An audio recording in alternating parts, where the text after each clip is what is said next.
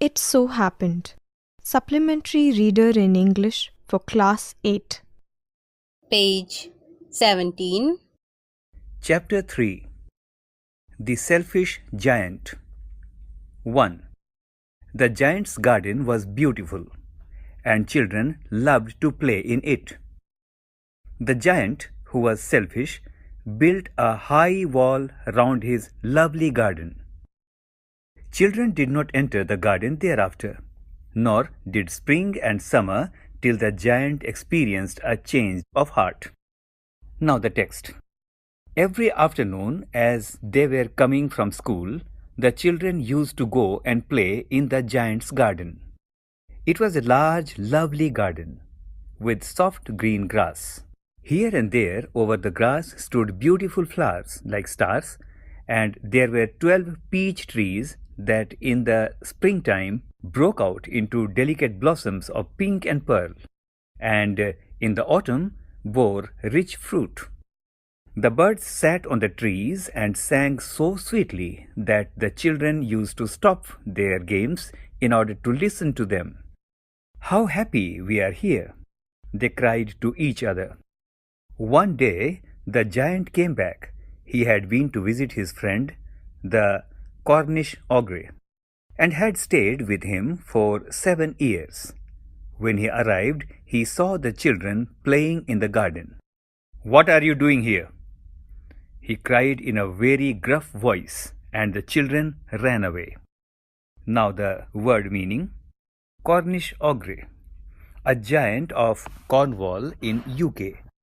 Ogre, in legend and fairy stories, a cruel giant who eats people. In common uses, a very frightening person. Gruff means rough. Surely. Page 18. "My own garden is my own garden," said the giant. "Anyone can understand that, and I will allow nobody to play in it but myself." So he built a high wall all around it and put up a notice board. "Trespassers will be prosecuted." He was a very selfish giant. The poor children had now nowhere to play. They tried to play on the road, but the road was very dusty and full of hard stones, and they did not like it. They used to wander around the high walls when their lessons were over and talk about the beautiful garden inside. "How happy we were there," they said to each other. Then the spring came, and all over the country there were little blossoms and little birds. Only in the garden of selfish giant it was still winter. The birds did not care to sing in it, as there were no children, and the trees forgot to blossom. Now the word meaning. Trespassers, those who enter somebody's land or property without his or her permission. Prosecuted means tried in a court of law, here punished. Page 19. Once a beautiful flower put its head out from the grass, but when it saw the notice board, it was so sorry for the children that it slipped back into the ground again and went off to sleep. The only people who were pleased were the snow and the frost. "Spring has forgotten this garden," they cried. "So we will live here all the year round." The snow covered up the grass with her great white cloak, and the frost painted all the trees silver. Then they invited the north wind to stay with them, and he came. He was wrapped in furs, and he roared all day about the garden. He blew the chimney pots down. "This is delightful spot," he said. "We must ask hail on a visit."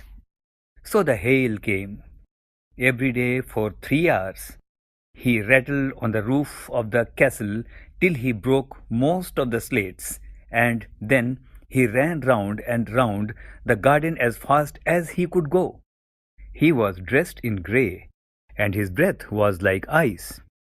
"I cannot understand why the spring is so late in coming," said the selfish giant as he sat at the window and looked out at his cold white garden. I hope there will be a change in the weather. But the spring never came, nor the summer. The autumn gave golden fruit to every garden, but to Giant's garden she gave none. He is too selfish, she said. So it was always winter there, and the north wind and the hail and the frost and the snow danced about through the trees. One morning the giant was lying awake in bed when he heard some lovely music. It sounded so sweet to the ears that he thought it must be the king's musicians passing by. It was really only a little linnet singing outside his window, but it was so long since he had heard a bird singing in his garden that it seemed to him to be the most beautiful music in the world. Then the hail stopped dancing over his head, and the north wind ceased roaring, and a delicious perfume came to him through the open casement. I believe the spring has come at last, said the giant, and he jumped out of bed and looked out. Now the word meaning: snow, frost, north wind, hail. All these have been presented as characters or persons. North wind is a chilly wind, and hail is a hailstorm. Linnet, a brownish songbird found in Europe.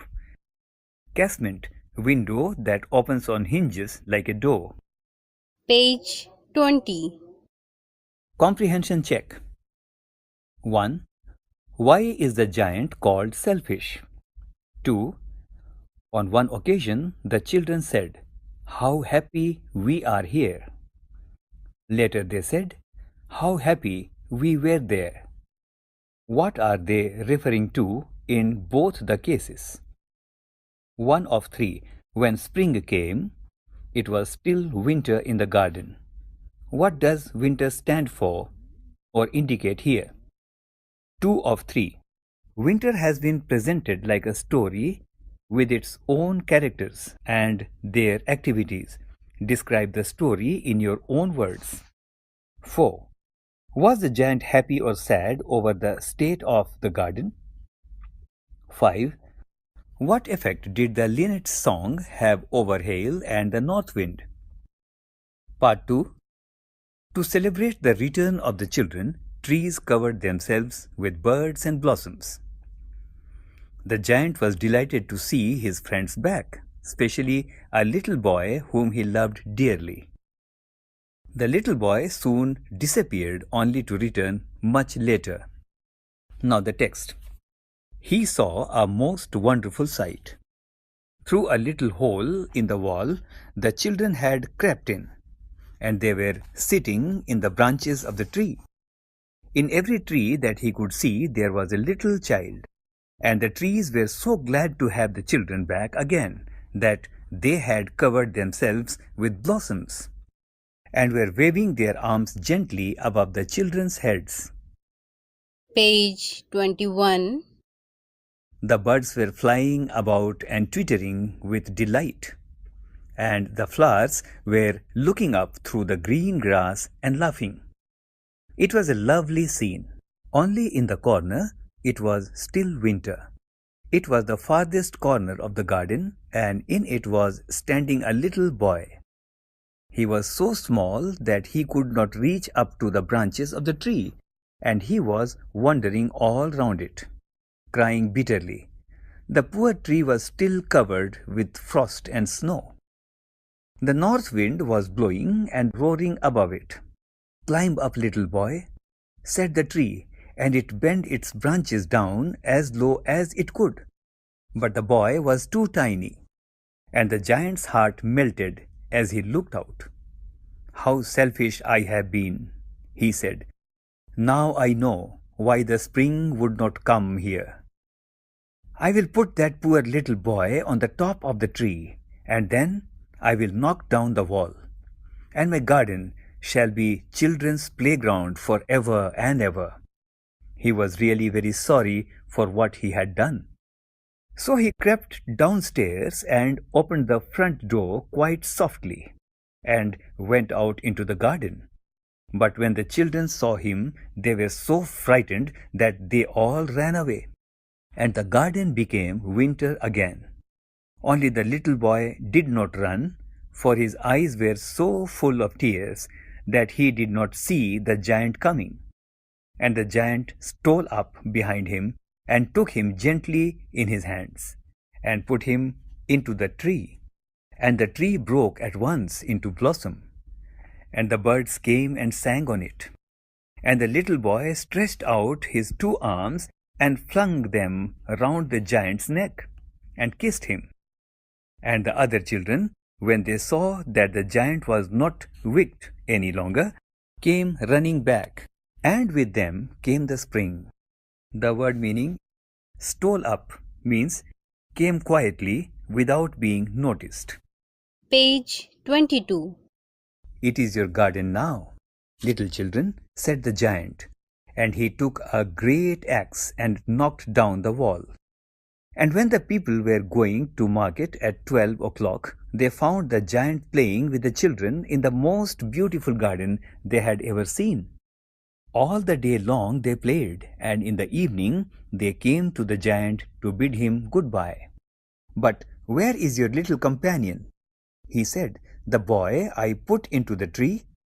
The giant loved him the best because he had kissed him. We don't know, answered the children. He has gone away.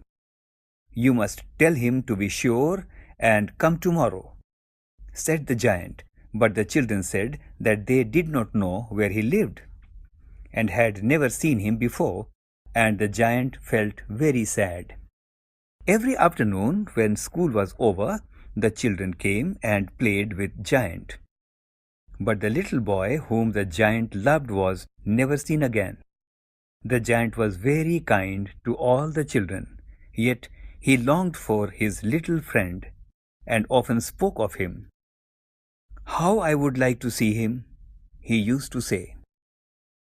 Years went by, and the giant grew very old and feeble. He could not play about any more. So he sat in a huge armchair and watched the children at their games and admired his garden. I have many beautiful flowers, he said, but the children are the most beautiful flowers of all. Page 23. One winter morning, he looked out of his window as he was dressing.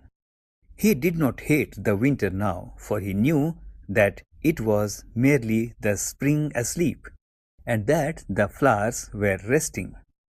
Suddenly he rubbed his eyes in wonder and looked and looked. It certainly was a marvelous sight. In the farthest corner of the garden was a tree quite covered and lovely white blossoms. Its branches were golden, and silver fruit hung down from them, and underneath it stood the little boy he had loved. Downstairs ran the giant in great joy, and out into the garden. He hastened across the grass, and came near to the child. And when he came quite close, his face grew red with anger, and he said, Who doth dare to wound thee? For on the palms of the child's hand were the prints of 2 nails, and the prints of 2 nails were on the little feet. Who hath dared to wound thee? Cried the giant. Tell me, that I may take my big sword and slay him. Word meaning slay, kill. Nay, no. Page 24. Nay, answered the child, but these are the wounds of love. Who art thou? Said the giant, and a strange awe fell on him, and he knelt before the little child. And the child smiled on the giant, and said to him, You let me play once in your garden. Today you shall come with me to my garden, which is paradise. And when the children ran in that afternoon, they found the giant lying dead under the tree, all covered with white blossoms. By Oscar Wilde. Comprehension check. 1 of 1. The giant saw a most wonderful sight. What did he see? 2 of 1. What did he realize on seeing it? 2. Why was it still winter in one corner of the garden? 3. Describe the first meeting of the little boy and the giant. 4. Describe their second meeting after a long interval. 5. The giant lay dead, all covered with white blossoms. What does this sentence indicate about the once selfish giant? Exercise. Discuss the following topics in groups. 1. The little child's hand and feet had marks of nails. Who does the child remind you of? Give a reason for your answer. 2. Is there something like this garden near where you live? Would you like one without the giant perhaps, and why? What would you do to keep it in good shape? Think it over. Selfless love involves suffering for others. Owning things is human, sharing them is divine. Word meaning: who art thou? It means who are you? It so happened. You were just listening to this audiobook.